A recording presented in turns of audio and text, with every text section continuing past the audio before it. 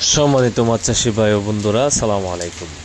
দেশ ও দেশের বাইরে থেকে যারা এই ভিডিওটি দেখছেন সকলকে জানাই আন্তরিক শুভেচ্ছা ও অভিনন্দন। মাছ চাষী ভাইরা, আজকে মনোসেক্স তেলাপিয়া মাছের A to Z কথা বলবো। আপনারা ভিডিওটি না টেনে সম্পূর্ণ ভিডিওটি দেখবেন। তো মাছ চাষী ভাইরা, আপনারা অনেকে রয়েছেন মনোসেক্স তেলাপিয়া মাছের পোনা চাষ করতে চান। এই মনোসেক্স তেলাপিয়া মাছ যা বর্তমান সময়ে আপনার অতি লাভজনক বা অল্প সময়ে চাষ করা যায়। এই মাছগুলো আপনার চাষের ক্ষেত্রে সর্বোচ্চ 4 থেকে 4.5 মাস সময় হলে 500 থেকে 600 গ্রাম ওজন বানিয়ে বাজারে বিক্রি করা যায়। এবং কি এই মাছগুলো যে কোনো মাছের সাথে মিশ্রভাবেও করা যায় এবং কি এককভাবেও করা যায়। এই মনোসেক্স তেলাপিয়া মাছের পোনা আপনারা যারা সংগ্রহ করতে চান তারা চাইলে আমাদের স্ক্রিনে দেওয়া নম্বরে যোগাযোগ করতে পারেন। এই মনোসেক্স তেলাপিয়া মাছের পোনাগুলো আমরা আমাদের হ্যাচারির বড় বড় ইনব্রিডিং মুক্ত বুট থেকে উৎপাদন করে থাকি এবং কি সম্পূর্ণ 28 দিন হরমোন কমপ্লিট করানোর পরই মনোসেক্স হিসাবে রূপান্তরিত করে থাকি।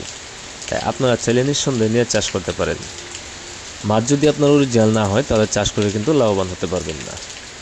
এই মনোসেক্স তেলাপিয়া মাছের ক্ষেত্রে আপনি অনেকেই ধোঁকা খাচ্ছে, বারবার প্রতারিত হচ্ছে, মনোসেক্স তেলাপিয়া মাছ বলে গিফ তেলাপিয়া মাছের পোনা দিয়ে দিচ্ছে।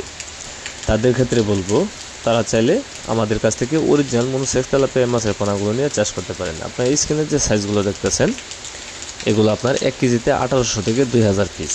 আপনারা চাইলে এই সাইজের পোনাগুলো নিয়ে কালচার করতে পারেন।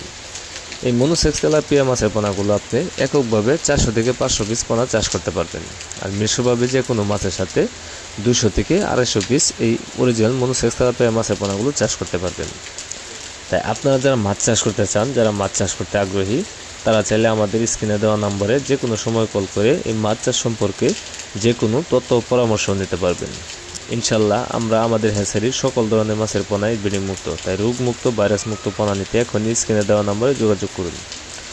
তা আজকের মতো এখানেই বিদায় নিচ্ছি। সবাই ভালো থাকবেন, সুস্থ থাকবেন। আল্লাহ হাফেজ।